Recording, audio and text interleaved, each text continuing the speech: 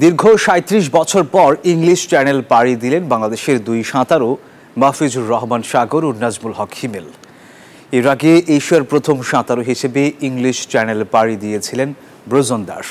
১৯৬৫ সালে আব্দুল মালেক ও সর্বশেষ ১৯৮৭ সালে মোশাররফ হোসেন ইংলিশ চ্যানেল পাড়ি দিয়েছিলেন।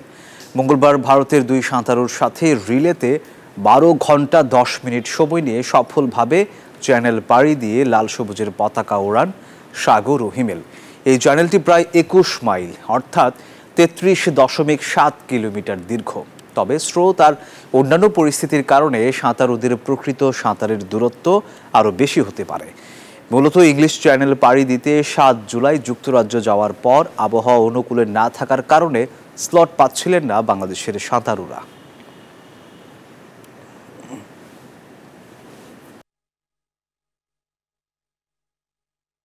এটা একটা অসাধারণ অনুভূতি।